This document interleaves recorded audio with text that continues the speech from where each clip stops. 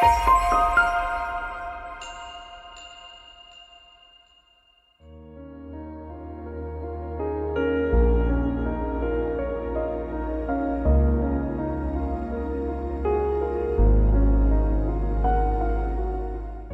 eateth my flesh, and drinketh my blood, hath eternal life, and I will raise him up at the last day. For my flesh is meat indeed, and my blood is drink indeed. Hello everyone, kita akan mulai seri pelajaran baru, dan di dalam seri ini kita akan pelajari tentang The Feast. Judul daripada pelajaran ini adalah The Shadow After the Cross, atau bayang-bayang setelah kayu salib. Banyak orang berpendapat bahwa semua bayang-bayang, namanya bayang-bayang, sudah berakhir di kayu salib atau sudah dipakukan ke kayu salib. Jadi seakan-akan semua bayang-bayang itu hanyalah bayang-bayang yang menunjukkan kepada kematian Tuhan Yesus di kayu salib. Sehingga nggak ada bayang-bayang selain bayang-bayang yang berakhir di kayu salib. Tetapi pertanyaannya, apakah itu bisa dibuktikan dari Alkitab? Oleh sebab itu, kita harus buktikan dari Alkitab kalau memang pendapat itu dan pengertian itu bisa disustain, dibuktikan kebenarannya dari Alkitab. Di 1 Tesalonika 5 ayat 1 dikatakan, segala hal harus diuji. Dan kalau saya bisa buktikan dari Alkitab bahwa hal itu benar dan baik, peganglah erat-erat apa yang baik itu berdasarkan apa yang sudah diungkapkan dengan sangat jelas tanpa unsur keraguan dari Alkitab. Di Lukas 8 ayat 11 kita lihat Tuhan Yesus memberikan perumpamaan kepada murid-muridnya. Dia bilang benih itu adalah firman Tuhan. Jadi benih itu disamakan dengan firman Tuhan. Jadi sebagaimana seseorang menabur benih dan menghasilkan buahnya, firman Tuhan pun ditabur dan menghasilkan buah, yaitu karakter the image of God yang sudah di-restore kembali karena Adam dan Hawa sudah kehilangan karakter itu di saat mereka berdosa. Jadi benih itu sama dengan firman Tuhan. Ayat 15 dikatakan, waktu benih firman Tuhan itu ditabur di tanah yang baik atau tanah yang good, ini melambangkan orang-orang yang hatinya good, yang hatinya baik dan jujur, di mana waktu mereka mendengar firman Tuhan, mereka mempelajari firman Tuhan, mengizinkan firman Tuhan yang mengartikan artinya sendiri, dan mereka memeliharanya, melakukannya, dari tanah yang baik ini akan menghasilkan buah yang siap untuk dipanen, lalu mereka dengan sabar untuk menunggu buahnya dihasilkan. Jadi kita harus buktikan segala sesuatu, dan patokan standar pembuktian apa yang benar itu adalah firman Tuhan. Dan orang-orang yang akan mengetahui apa yang benar itu adalah orang-orang yang jujur. Mari kita lihat contoh daripada orang-orang yang jujur di Early Writings halaman 261.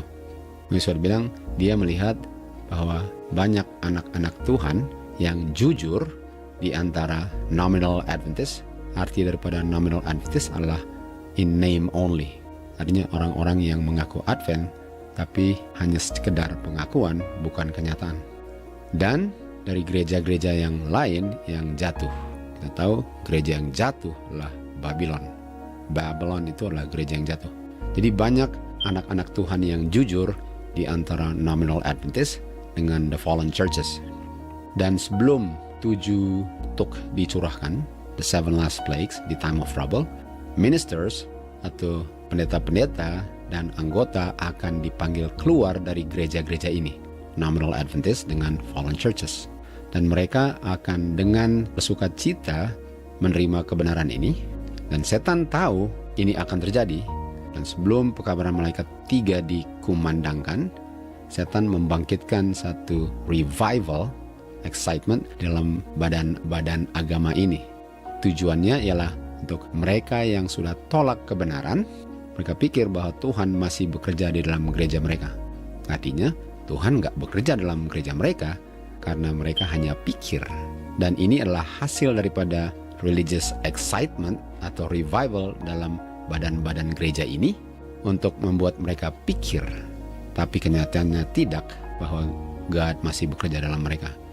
Setan mengharapkan untuk menipu orang-orang yang jujur yang berada di dalam nominal Adventist dengan fallen churches, supaya mereka pun pikir bahwa Tuhan masih bekerja di dalam gereja-gereja ini.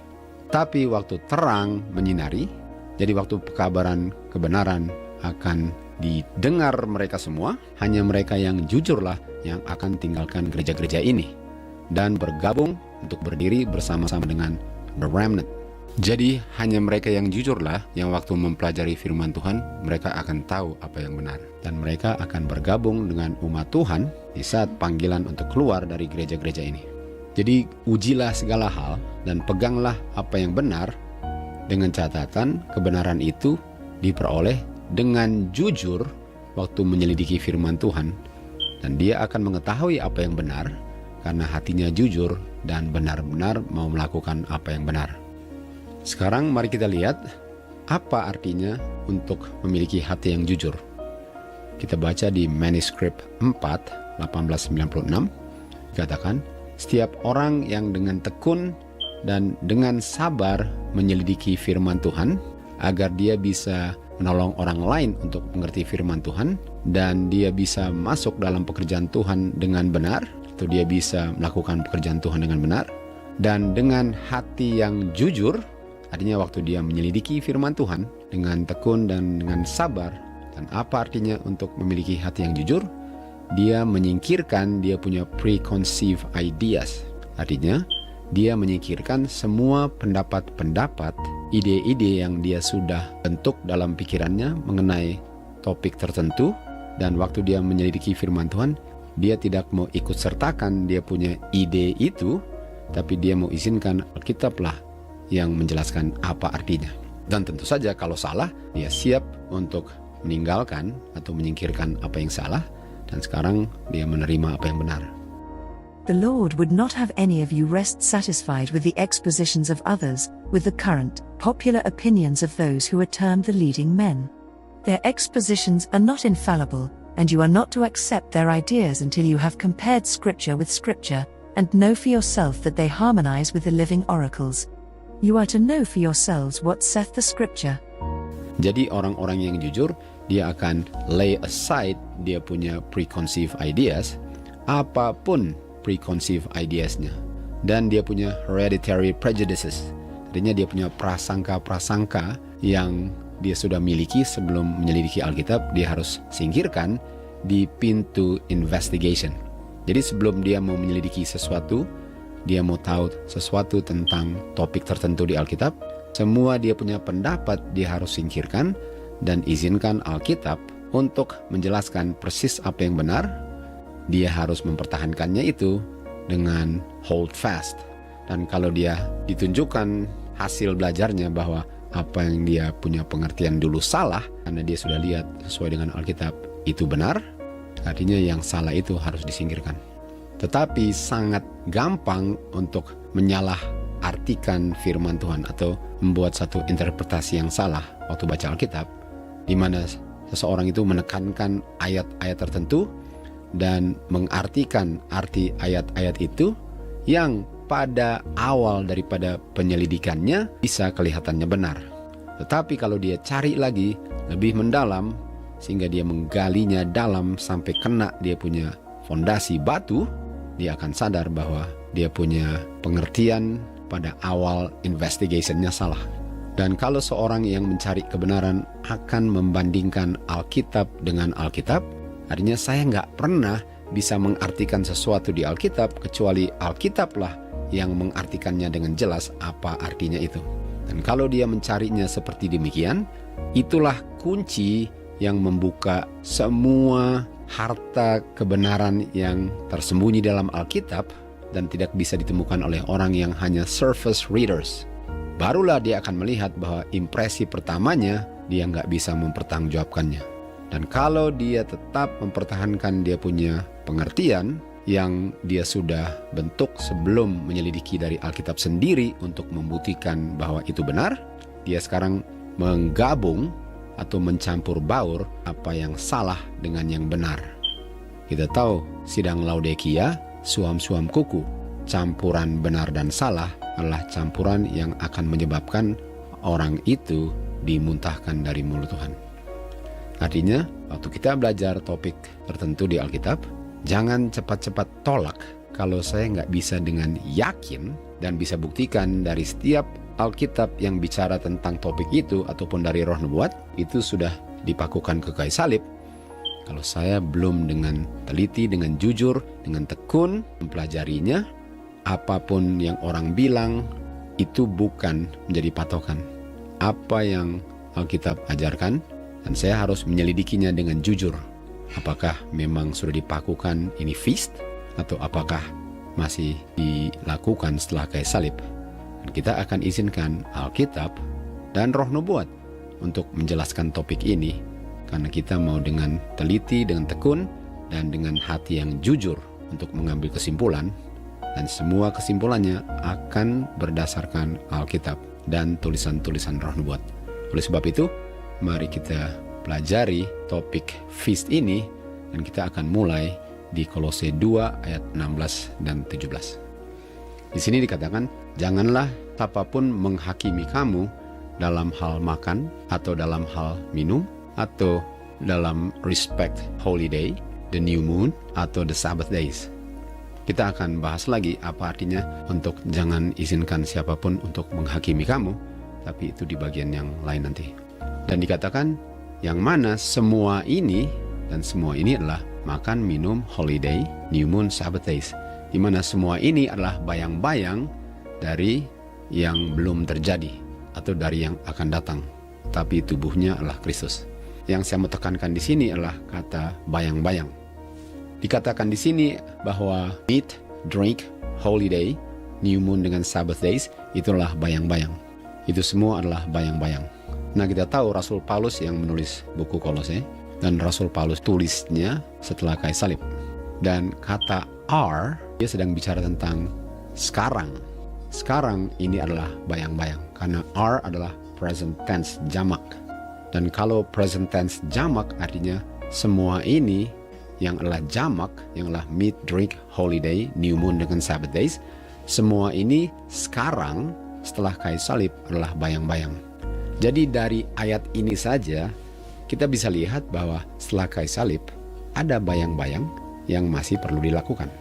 Karena kalau ini adalah bayang-bayang sebelum kayu salib, sehingga penggenapannya di kayu salib, dia akan bilang which were a shadow of things to come. Tapi dia nggak bilang which were a shadow, karena which were a shadow artinya dulu ini adalah bayang-bayang, sementara sekarang bukan bayang-bayang lagi. Jadi ini semua meat, drink, holiday, new moon dengan Sabbath days sekarang adalah bayang-bayang. Nah, kalau bayang-bayang artinya masih berlaku. Kalau ini bayang-bayang artinya ini bukan bayang-bayang kematian Tuhan Yesus, karena masih dilakukan setelah kayu salib. Jadi untuk bilang bahwa ini sudah dipakukan, itu nggak sesuai dengan apa yang dibilang di ayat. Walaupun kamu nggak tahu apa ini meat and drink dan semua ini, tapi paling kurang dengan baca ayat ini kamu tahu ini masih ada sekarang. Dan inilah bayang-bayang yang masih berlaku setelah kayu salib.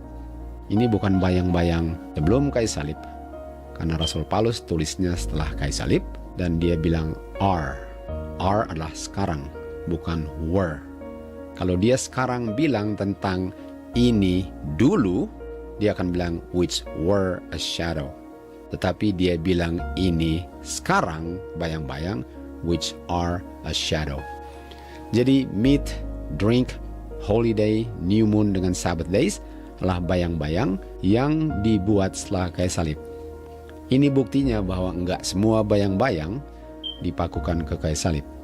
Ada bayang-bayang yang bukan bayang-bayang daripada kematian Tuhan Yesus, sehingga tidak dipakukan ke kayu salib, sehingga masih berlaku sebagai bayang-bayang dari hal-hal yang belum terjadi, of things to come. Kita akan belajar nanti apa things to come-nya, yang sekarangnya adalah bayang-bayang setelah kayu salib. Mari kita lihat apa arti daripada shadow. Kita baca di Signs of the Times, dikatakan Tuhan Yesuslah dia punya originator atau inventor daripada agama orang Yahudi. Dan sangat jelaslah dia bisa membukakan pikiran-pikiran akan pentingnya daripada bayang-bayang dan simbol. Jadi dari kutipan ini yang saya mau cari adalah kata lain daripada bayang-bayang yang adalah simbol. Jadi sebenarnya bayang-bayang ini yang adalah shadow dengan simbol menunjukkan kepada Tuhan Yesus, menunjukkan kepada kebenarannya, dan menunjukkan kepada pekerjaan Tuhan Yesus.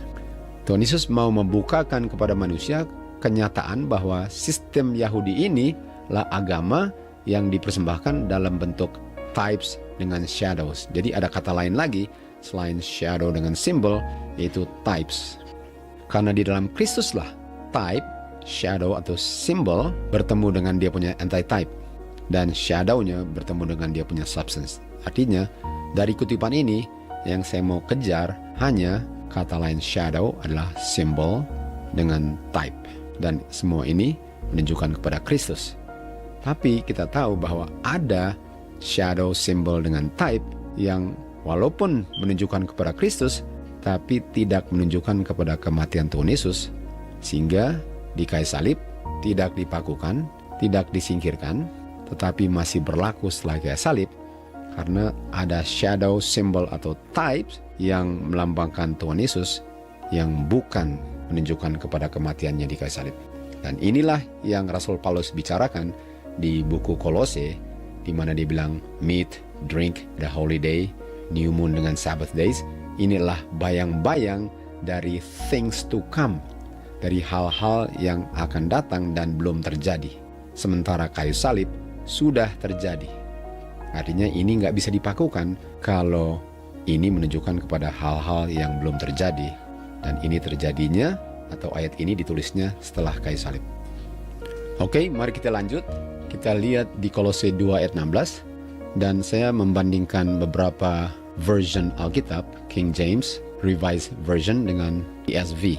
Di Kolose 2 ayat 16 di King James dikatakan holiday. Dan bahasa Grekanya adalah Hiorte, yang artinya adalah festival dengan feast. Jadi holiday ini kata lainnya adalah feast atau festival. Dan kita bisa lihat itu di Revised Version, Kolose 2 ayat 16, holiday diganti dengan feast day, dan di ESV kita bisa lihat holiday digantikan dengan festival. Jadi janganlah kamu dihakimi oleh siapapun dalam hal makan minum, atau feast, festival, atau holiday, new moon dengan Sabbath days. Dan ini semua adalah bayang-bayang dari hal-hal yang belum terjadi. Kita lihat di Imamat 23 ayat 1 dan 2, kalau kita mau lihat kata feast dengan festival. Di ayat 2 dikatakan, berbicaralah kepada anak-anak Israel dan bilang kepada mereka mengenai the feast. Ini kata feast ini sama dengan di Kolose 2 ayat 16, holiday atau festival. Mengenai the feast of the Lord. Ini Tuhan punya feast yang kamu akan proclaim dan kamu akan merayakannya sebagai holy convocation. Dan dikatakan ini adalah saya punya feast. Dan kata feast ini bahasa Ibraninya adalah 4150, yaitu Moed. Dan arti daripada Moed adalah festival, benar, ada festival kan? Dan ada feast, betul. Dan di situ festivalnya dengan feastnya adalah set feast, di mana ditetapkan pada waktu-waktu tertentu untuk pertemuannya, atau kata assembly. Jadi di Kolose 2 ayat 16 dikatakan, janganlah kamu dihakimi oleh siapapun waktu kamu makan dan minum, waktu kamu berkumpul, waktu kamu assemble, pada set feast, pada waktu yang sudah ditetapkan, dan pada new moon dengan pada Sabbath days. Inilah bayang-bayang. Artinya ini feast atau set feast, atau saat kita kumpul sama-sama di waktu yang ditetapkan Tuhan, itu adalah bayang-bayang. Dan itu tidak dipakukan ke kayu salib. Ini semua adalah bayang-bayang. Lalu kita lihat di ayat 3, setelah ayat 2 dibilang, ini adalah saya punya feast. Lalu ayat 3 dikatakan, 6 hari kamu bekerja, hari ke-7 adalah hari Sabat istirahat, dan hari ke-7 hari Sabat adalah holy convocation. Di ayat 2 dikatakan, feast itu adalah holy convocation. Artinya holy convocation itu adalah dia punya feast. Dan ayat yang pertama setelah dibilang di ayat 2 itu adalah hari Sabat. Sementara kita tahu di Kolose dikatakan ada hari Sabatnya di situ. Dia punya feast, festival, holiday dengan bicara hari Sabat. Hari Sabat adalah dia punya Holy Convocation. Dan ini adalah di saat orang berkumpul sama-sama, dan hari Sabat adalah waktu yang ditetapkan oleh Tuhan. Kita nggak merayakan hari Sabat kapan saja kan? Kita nggak bisa bilang setiap hari saya pelihara hari Sabat. No, hari Sabat ditentukan untuk dipelihara pada hari yang sudah ditetapkan, hari ke-7. Demikian juga feast Tuhan ini dirayakannya di hari-hari yang Tuhan sudah tetapkan. Dan salah satunya adalah hari Sabat. Artinya pengertian tentang hari Sabat ini sebenarnya jauh lebih luas daripada yang banyak orang pikir bahwa yang penting hari Sabat sudah beristirahat, padahal pengertiannya jauh lebih luas daripada itu. Jadi Holy Convocation hari Sabat, lalu Holiday, dan sisanya apa? New Moon. Artinya kamu meet dengan drinknya di saat feast days, hari-hari yang ditetapkan, set feast, kamu assemble together sebagai satu festival, dan kamu lakukan meet and drink juga pada hari-hari Sabat juga, yang adalah Holy Convocation. Dan di ayat 4 dikatakan, these are the feast, inilah feast, yang adalah Holy Convocation yang kamu akan rayakan di dalam dia punya season, musim. Artinya musim ada saatnya. Dan kita akan belajar bahwa musimnya ada 3 musim. Musim pertama adalah bulan pertama, musim kedua ialah pada umumnya jatuh bulan ketiga, yaitu Pentecost. Dan musim ketiga adalah bulan ke-7. Dan ini adalah bulan ke-7, bukan bulan Gregorian ke-7 ya. Ini bulan Alkitab ke-7.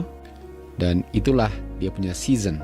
Dan kata season itu adalah 4150, yaitu festival, di mana kita assemble together pada set feast yang sudah ditetapkan, yang mana waktu untuk kita meet dengan drink itu sudah ditetapkan Tuhan, sebagaimana hari Sabat ditetapkan Tuhan pada hari ke-7 dan nggak bisa dirayakan kapan saja. Ada yang menganjurkan bahwa kita rayakan hari Sabat kapan saja atau setiap hari. Dan sebagai orang Advent, kita nggak setuju dengan itu, karena kita rayakannya pada hari ke-7, bukan kapan saja. Demikian juga dengan feast ini. Kita nggak bisa bilang, saya merayakan feast kapan saja. Saya punya kehidupan, itulah feast. Itu sama dengan hari Sabat, saya rayakan setiap hari. Untuk bilang bahwa saya punya feast, saya rayakan kapan saja. Nggak bisa. Ini bukan spiritual feast, di mana saya punya kehidupan adalah feast. Kalau itu benar, artinya hari Sabatnya pun saya nggak perlu rayakan hari Sabat, karena saya punya kehidupan adalah spiritual Sabbath. Kita tahu itu tidak benar.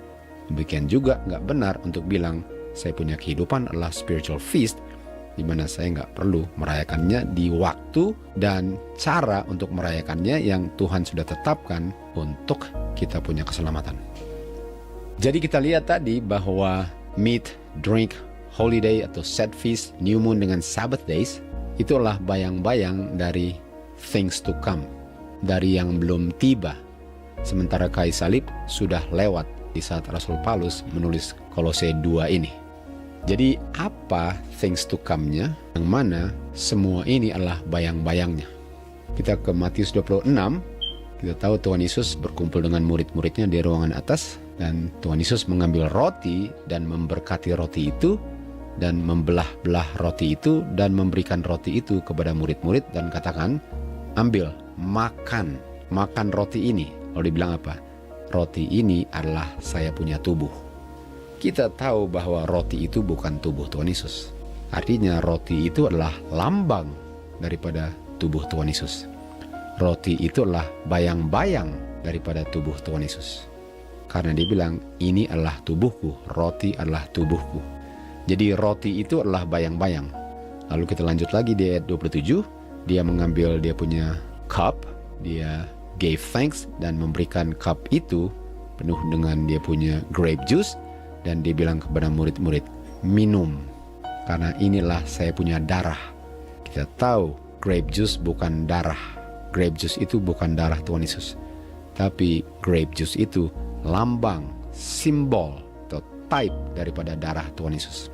Jadi mereka, Tuhan Yesus perintahkan untuk makan lambang tubuhnya dan minum lambang darahnya. Jadi setelah kayu salib, kita tahu ini adalah the institution daripada the Lord's Supper. Dan mereka diperintahkan Tuhan Yesus untuk benar-benar makan dan benar-benar minum lambang daripada tubuh dan darahnya Tuhan Yesus. Di ayat 29 kita lihat, saya bilang kepada kamu, saya nggak akan minum lagi dari buah anggur ini sampai nanti waktu saya minum dengan kamu di dalam kerajaan Bapakku. Bukankah yang mereka lakukan ini adalah bayang-bayang daripada things to come? Waktu mereka makan dia punya lambang dan minum lambangnya, makan dan minum lambang itu adalah bayang-bayang dari yang mereka akan bikin nanti, atau yang kita akan bikin nanti. Jadi bayang-bayangnya harus dilakukan, karena murid-muridnya diperintahkan untuk makan dan minum. Bukan cuma secara spiritual, di mana yang penting belajar Alkitab, itulah sebenarnya makan dan minumnya. Tapi kita tahu mereka perlu makan lambangnya dan minum lambangnya, yang melambangkan yang adalah bayang-bayang daripada yang akan mereka lakukan nanti di dalam kerajaan Bapaknya. Jadi apa itu roti? Adalah bayang-bayang. Di Yohanes 6 ayat 48 dikatakan, akulah roti hidup itu, atau roti kehidupan itu. Jadi Tuhan bilang, sayalah roti kehidupan itu. Kita tahu bahwa roti itu tadi adalah lambang daripada Tuhan Yesus, atau lambang daripada kehidupan Tuhan Yesus. Kita bisa lihat bahwa roti ini nggak bisa dipakukan ke kayu salib, atau makan roti itu nggak berlaku lagi setelah kayu salib kalau roti ini melambangkan kehidupan, sementara yang dipakukan semua yang lambang kematian. Ayat 50 dikatakan, ini adalah roti yang turun dari surga agar kamu bisa makan dan tidak mati. Jadi roti ini perlu dimakan karena makan roti ini lambang makan kehidupan sehingga tidak mati. Dan ini bicara kehidupan kekal. Ayat 51, Tuhan Yesus bilang, akulah roti hidup yang turun dari surga. Jikalau kamu makan roti ini, jikalau kamu makan lambang kehidupan ini, dia akan hidup selama-lamanya. Artinya roti ini adalah lambang kehidupan kekal. Sementara semua yang dilakukan sebelum kayu salib yang menunjukkan kepada kematian Tuhan Yesus, yang dipakukan ke kayu salib adalah lambang kematian kekal. Sementara roti yang harus dimakan ini adalah lambang kehidupan kekal. Tentu saja, kalau saya mengerti bahwa roti ini melambangkan kehidupan kekal, yang adalah bayang-bayang setelah kayu salib, saya nggak akan pakukan dia ke kayu salib kalau ini adalah lambang kehidupan kekal. Lalu Tuhan selanjut, roti yang aku berikan adalah saya punya flesh, saya punya daging, tubuh, dan akan diberikan untuk kehidupan orang-orang di dunia ini. Artinya untuk makan dan minum ini adalah lambang terima kehidupan kekal. Dan bukan hanya dalam pikiran dimakannya, tapi benar-benar ada roti dan ada minuman yang lambang daripada kehidupan kekal yang harus dimakan dan diminum. Dan ini Tuhan Yesus berikan perintahnya untuk dilakukan setelah kayu salib, yang adalah bayang-bayang daripada yang to come, atau yang belum terjadi. Ayat 53, Tuhan Yesus bilang, kecuali kamu makan, sekarang dia ganti roti ke flesh, kecuali kamu makan saya punya tubuh atau roti, dan minum saya punya darah atau grape juice, kamu nggak ada kehidupan di dalam kamu. Artinya walaupun cuma lambang perlu dilakukan, tetapi bukan berarti bahwa yang paling penting kenyataannya, sehingga bayang-bayangnya tidak perlu dilakukan. Kalau makan dan minum bayang-bayangnya adalah perintah yang diperintahkan Tuhan Yesus kepada murid-muridnya. Ayat 54, barang siapa makan tubuhku dan minum darahku memiliki kehidupan kekal. Ayat 55, sekarang Tuhan Yesus ganti kata flesh dengan blood menjadi meat dengan drink. Karena dikatakan saya punya flesh adalah meat dan saya punya darah adalah drink. Artinya ada yang harus dimakan dan diminum sebagai lambang yang melambangkan sesuatu yang belum terjadi, dan ini dilakukannya setelah kayu salib, sehingga nggak bisa semua ini dipakukan ke kayu salib kalau dilakukannya setelah kayu salib. Meat dengan drink adalah lambang kehidupan kekal, lambang yang harus dilakukan di waktu-waktu yang sudah ditetapkan Tuhan, yaitu holiday, set feast atau dia punya festival, dan dilakukannya new moon, dan dilakukannya Sabbath days. Meat dengan drink yang lambang kehidupan kekal.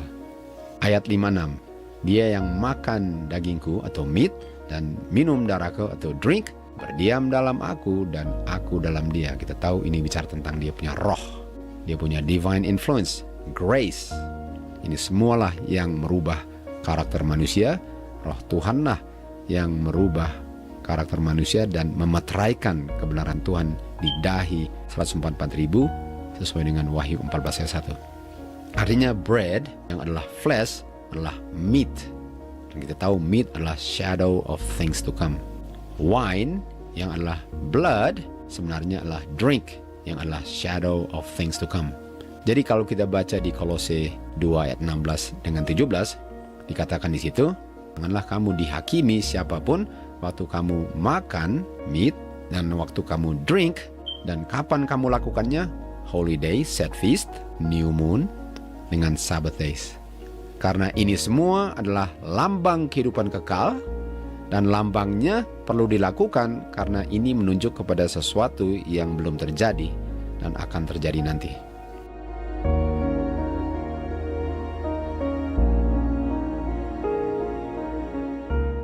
Oke, kita akan meringkaskan pelajaran pertama ini dan membuat kesimpulannya.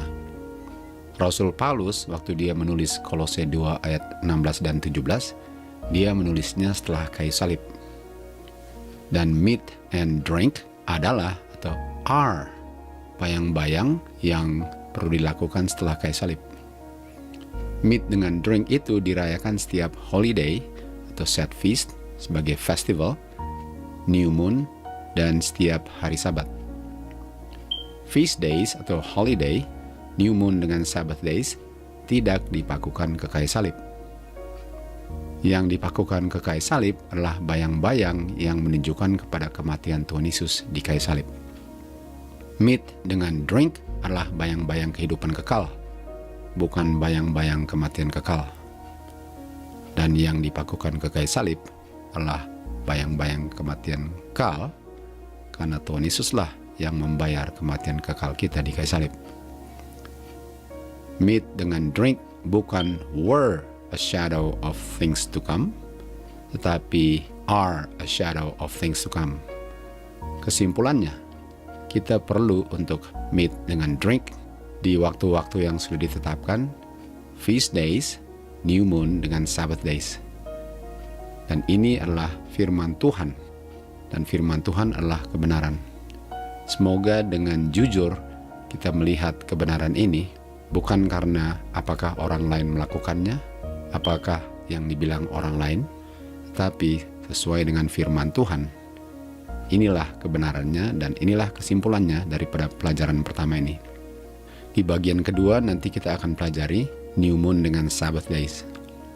Sampai kita berjumpa di bagian kedua untuk lebih mempelajari lebih dalam lagi kebenaran firman Tuhan, khususnya kita yang hidup di akhir zaman, kita hanya bisa disanctify oleh kebenaran. Semoga Tuhanlah yang dimuliakan dalam segala hal yang kita lakukan dalam kehidupan kita. To God be the glory.